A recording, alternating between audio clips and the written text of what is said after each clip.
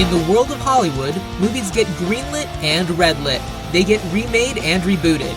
But we are the Ideal. I'm Sam Gash, and you are listening to Ideal Remake.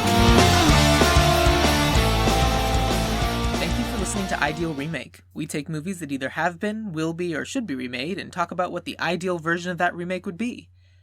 Except for this week. This week is just gratitude. You want to know why? Because it's the end of Season 3. We did it!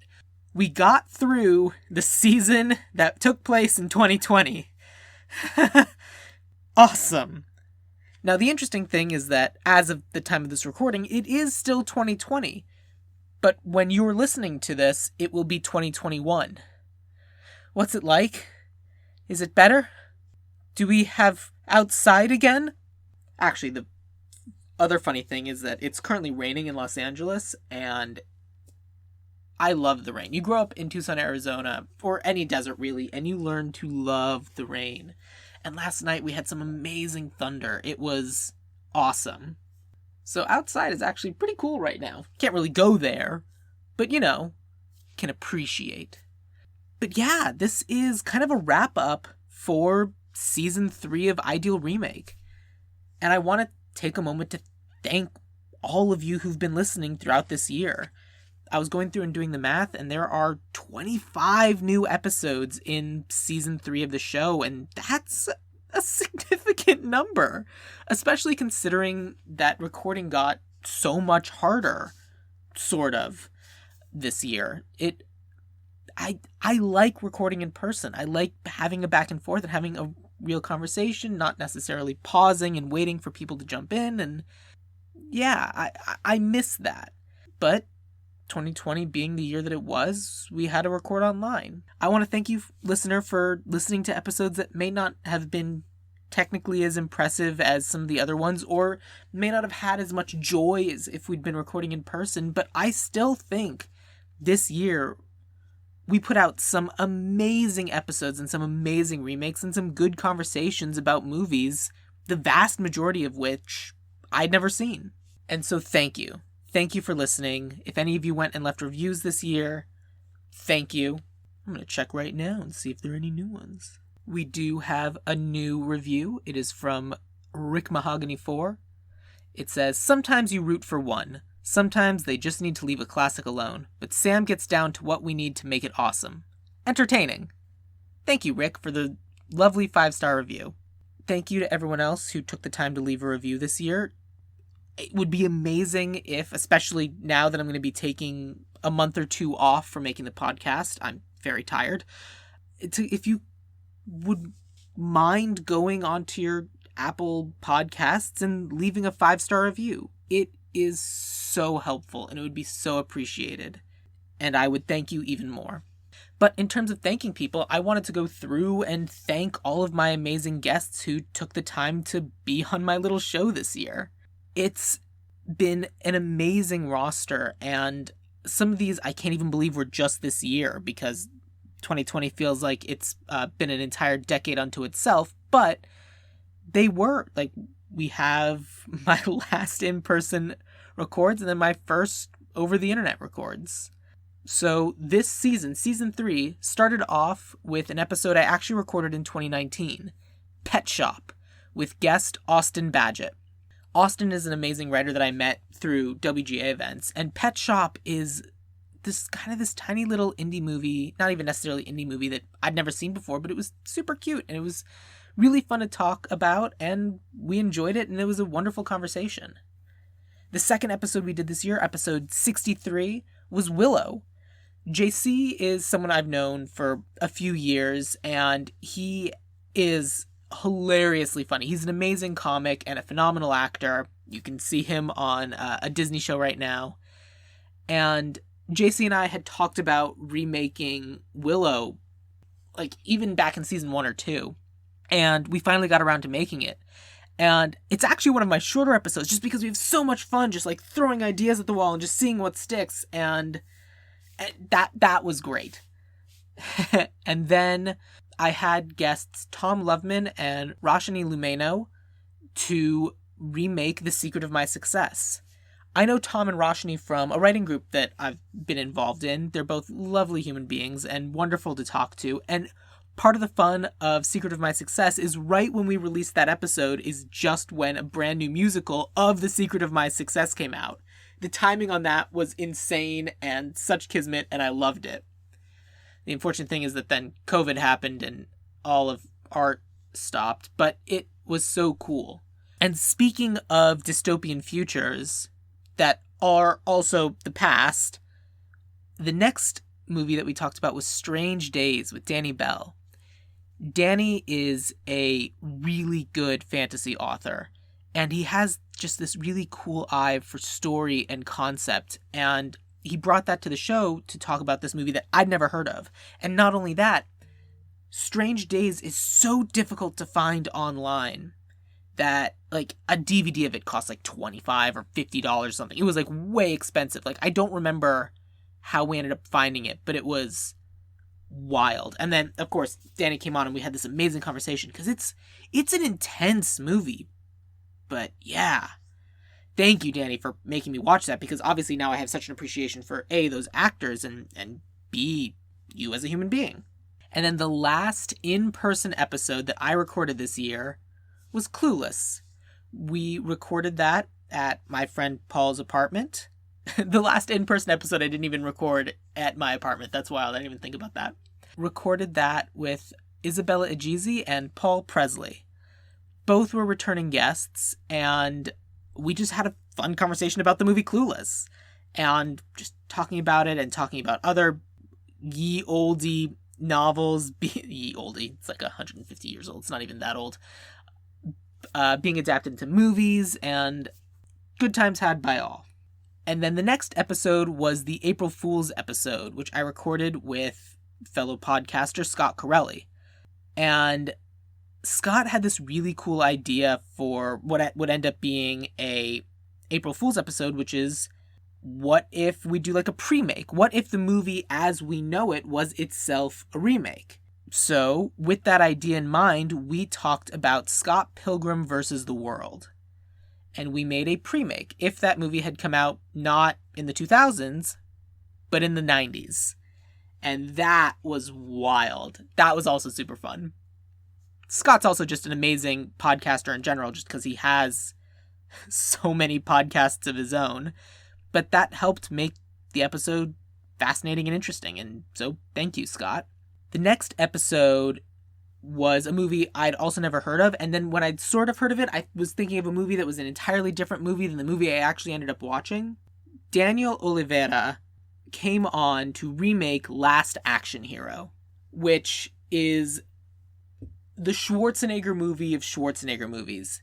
It's also a Shane Black movie, which I didn't know going into it, and it is so good and so weird and so funny and amazing, and I just need everyone to watch this movie. Like, this movie was so much my sense of humor, and it's like come up in conversation the rest of the year, just being like, yeah, but you know what you need to see is Last Action Hero. And, oh man, crazy. So, thank you, Daniel, for making me watch Last Action Hero. It has actively improved my life.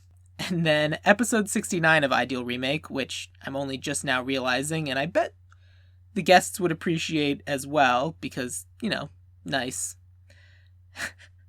was the remake of Ace Ventura Pet Detective with Cozi Orlen and Luce Tomlin-Brenner. They have a podcast themselves. I should have mentioned Scott's podcasts. Scott is responsible for Back to the Future Minute and Spider-Man Minute, and he's also currently one of the co-hosts on a podcast called Theme Park This, which is just great. If you're a fan of theme parks and want to hear like crazy concepts and shows and movies, like what would happen if they made a theme park out of that show or movie, it's such a cool and interesting show, and you should listen to it. Sorry I didn't say that earlier. Oh, and Tom and Rachanee have a podcast too. It's called Writers Group Therapy, and you should listen to that. Oh my gosh. And I should also just say the name of Danny's books. I am bad at this. His series of fantasy novels is called The Black Pages, and it opens with Empty Threat, and then the second one is called Warning Call. And Danny says he has like all 12 books in the series mapped out in his head. He just needs to, write them. And he's been doing it, and they've been getting awards and prizes and, accolades and amazing reviews, and support their work and writing. So sorry, back to Cozi, Orlen, and Luce, Tomlin-Brenner. Their podcast is called You Need to See This, which is another movie podcast where they basically take movies that one of them hasn't seen, and the host will then try to convince the other to watch that movie. And it's super fun. I've known Cozi for a while, but I'd never met Luce before. But I've been listening to their podcast, and Luce had mentioned Ace Ventura in some context and kind of wanting to go back and how it doesn't really hold up. It does not. And I was like, oh, I should have them on the show to remake that movie. So I did, and they were wonderful. That is an episode that I'm so proud of in particular, just because the three of us came up with such a cool idea for an Ace Ventura remake that, if people need to go and pick an individual episode to listen to, Ace Ventura Pet Detective episode. Highly recommend. And Cozi and Luce are absolutely responsible for that. Amazing job. Thank you both. Next is episode 70.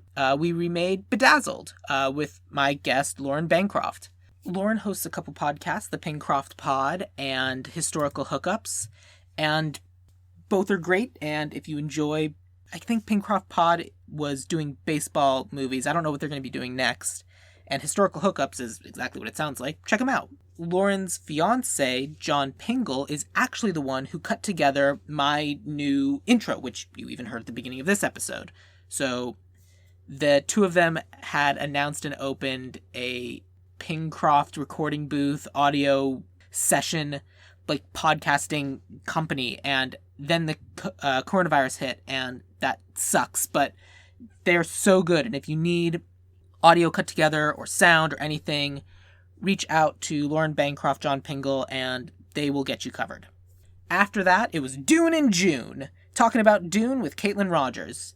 And Katelyn is also a friend who I've known for a really long time. She's an amazing costumer, a fantastic pun artist, and it was just super fun talking to her about Dune, a book which I have read, and a movie that is bananas.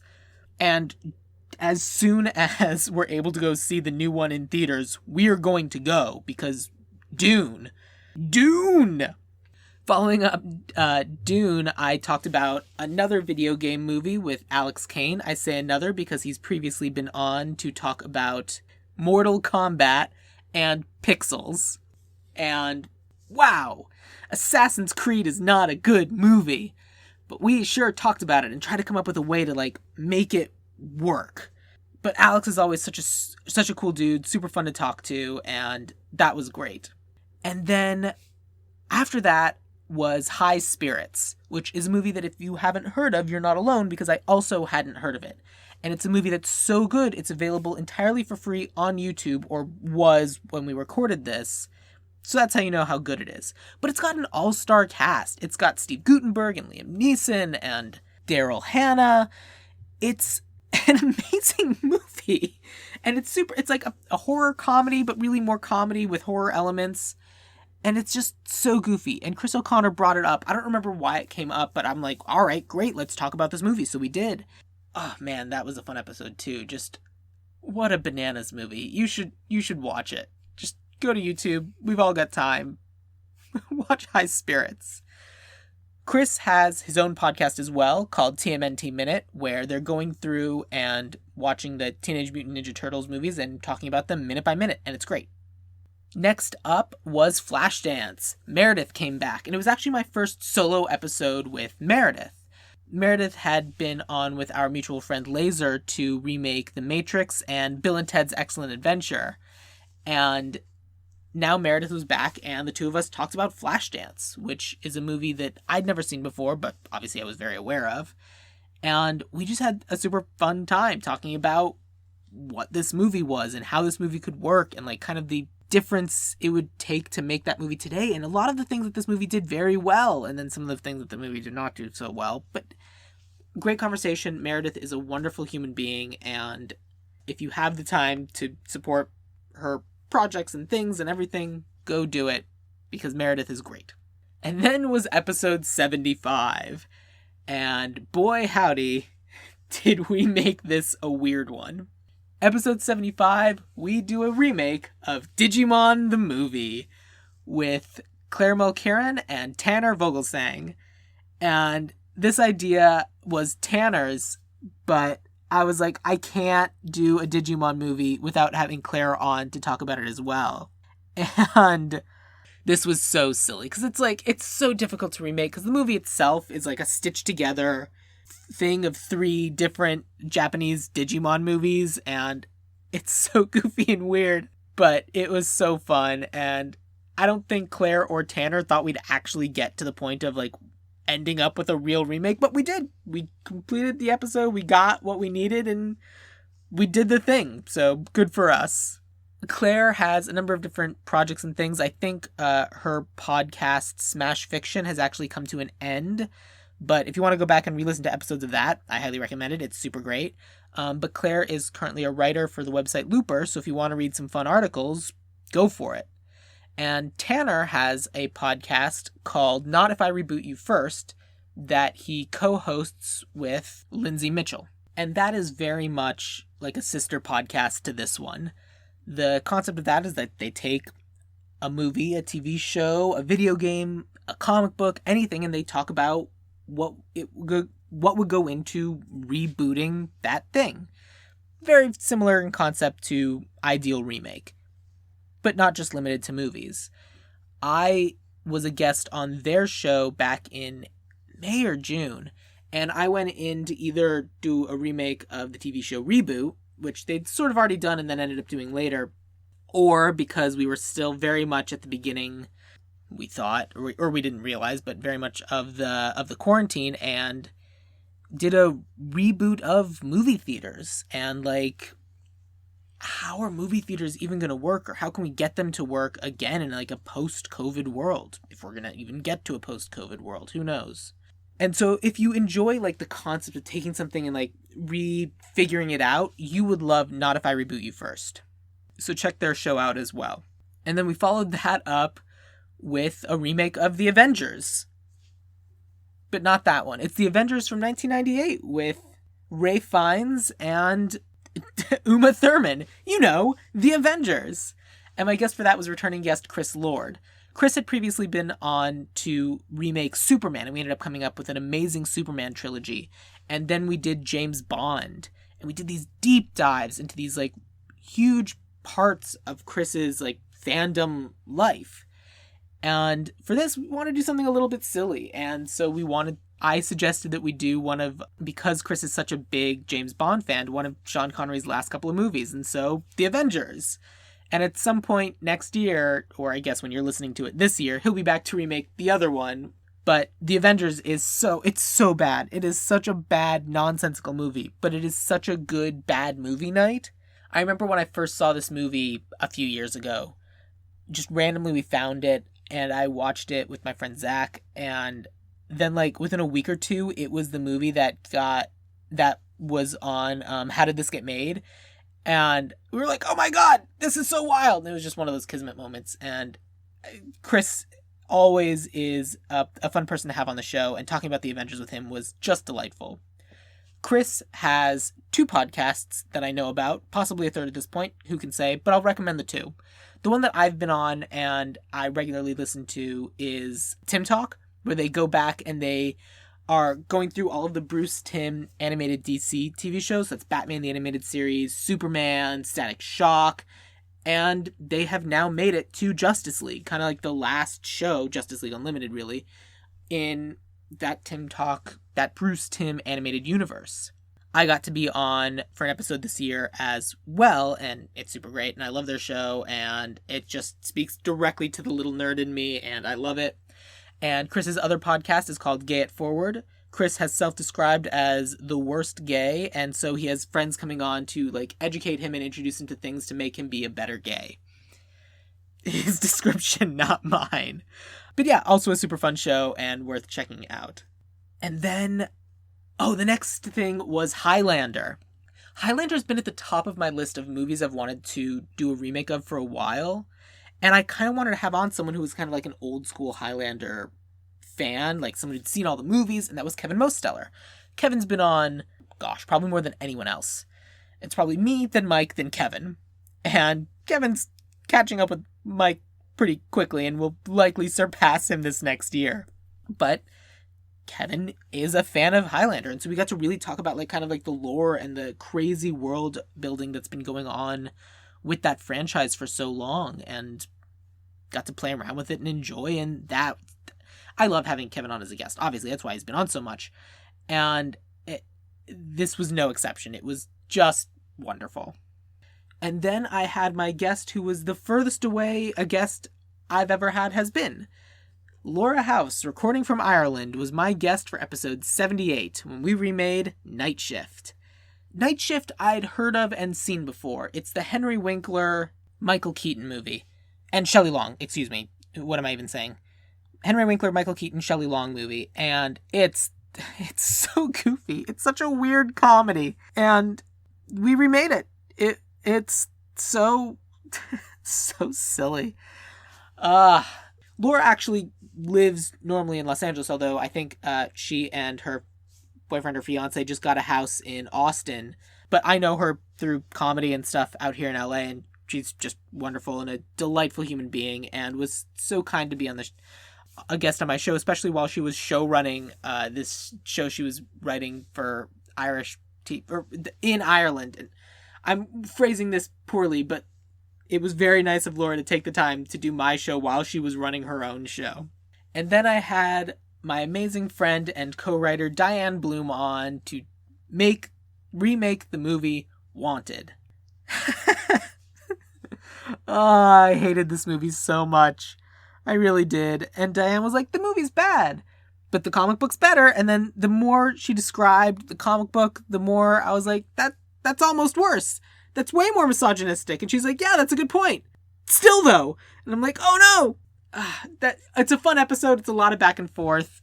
And Diane's just great. I just like hanging out with Diane. Really good friends with Diane. Probably one of my best friends out here in Los Angeles. And having her on the show is always a delight. And you should check that episode out, because that was also a lot of fun.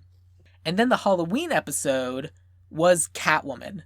So I didn't necessarily know what I wanted the Halloween episode to be, but I asked my friend, oh no, that's not the Halloween episode. That was just the other episode in October. It's not the Halloween episode. It just happened to be in October and someone's dressed up, of course. So Mimi Darling I've known for a little bit, and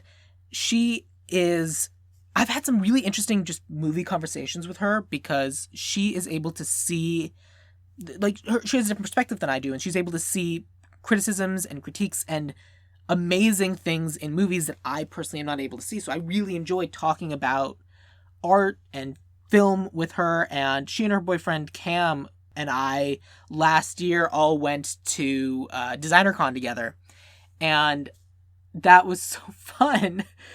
Just because it's just the three of us wandering around this gigantic nerdy art fair and just seeing all of this ridiculous, goofy, nerdy art, and all three of us geeking out over different things, and it was so much fun. And so Mimi and I remade Catwoman, which neither of us had ever seen, I don't think, because she watched it first and then texted me, I'm so sorry, or messaged me to apologize. And I was like, we'll see. And it is bad. It's pretty bad. What's crazy is that the Halle Berry Catwoman character is so very similar to the Kristen Wiig character in the Wonder Woman 84 movie that just came out. And that's all I kept thinking about when I was watching Wonder Woman 84. And I was like, oh man, this is not a good sign for your movie.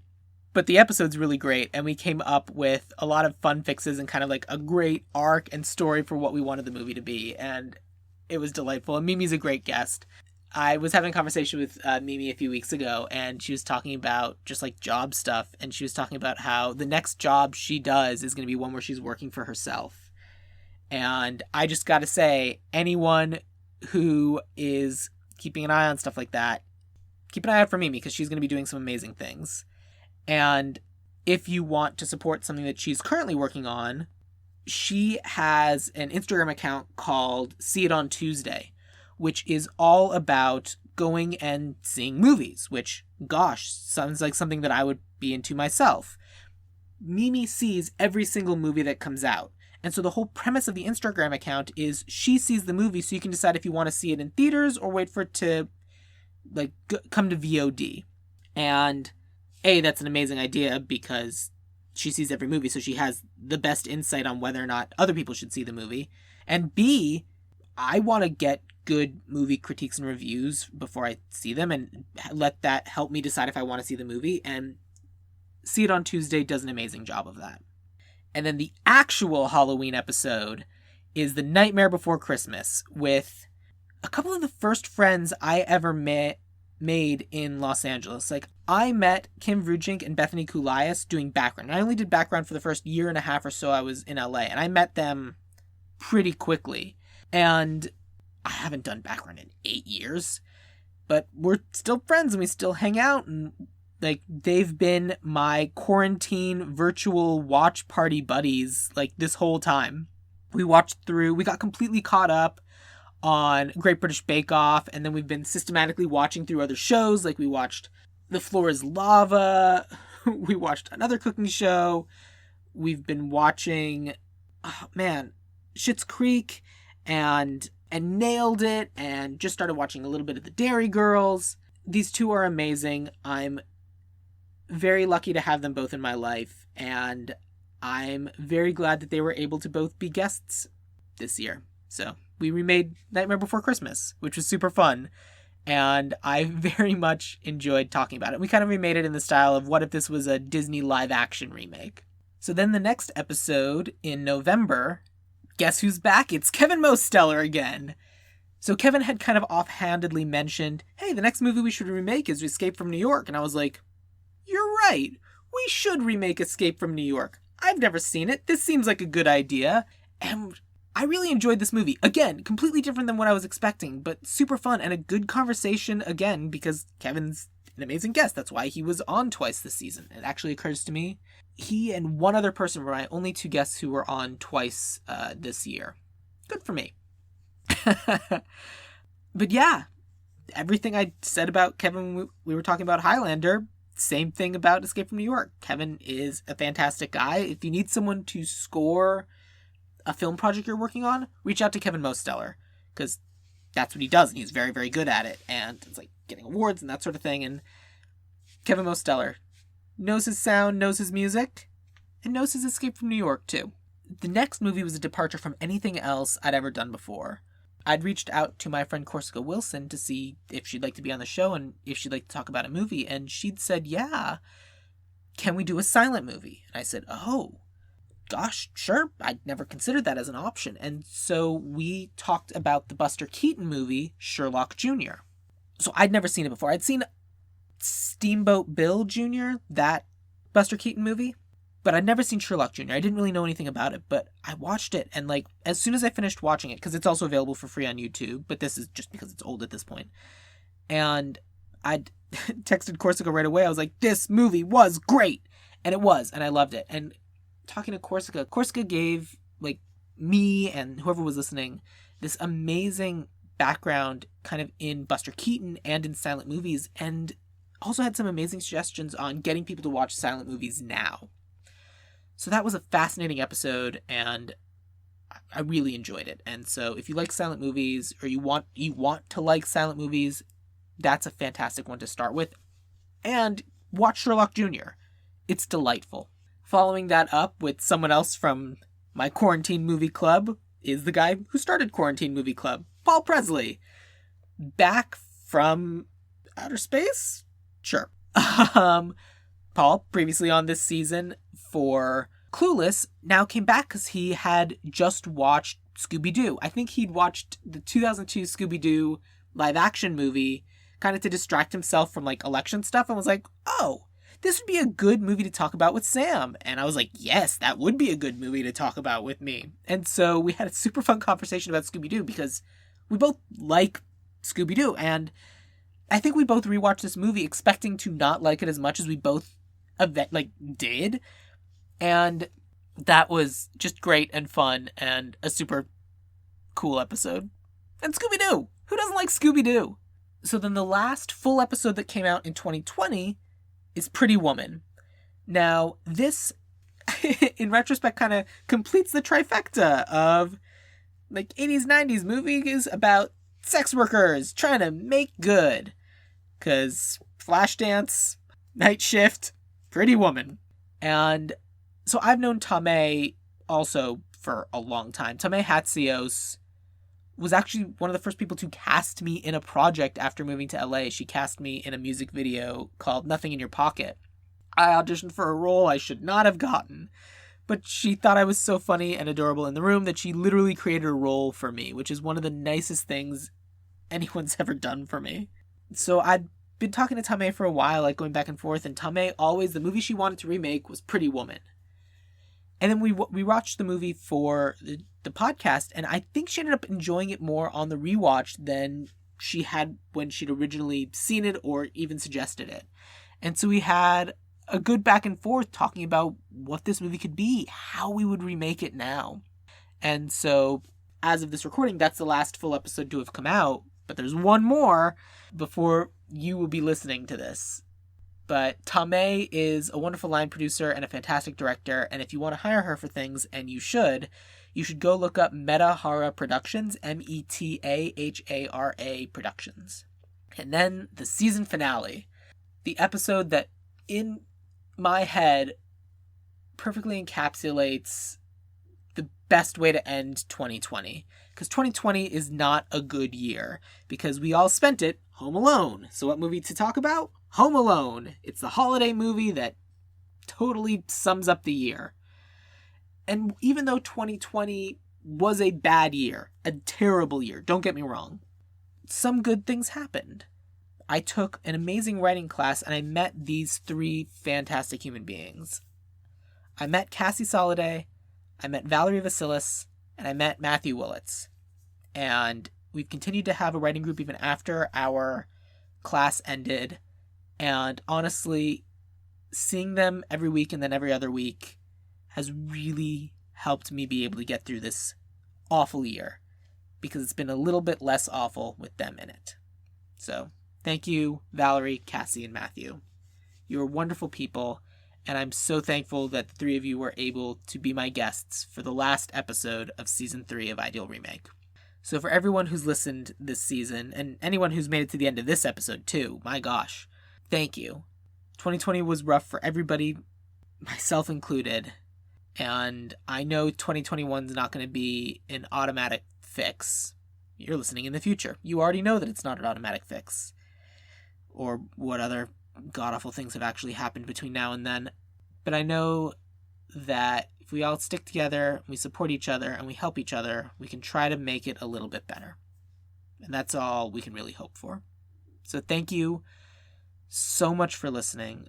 Season 3 of Ideal Remake and 2020 in general has been very memorable, but I'm excited to see what we all make next. I'm going to be taking a month or two off to work on other projects, get some writing done, and obviously because January is always my busiest month as a bookkeeper, and I look forward to coming back for Ideal Remake Season 4. But until then, stay safe, stay happy, stay healthy, drink some water, and take care of each other. Bye!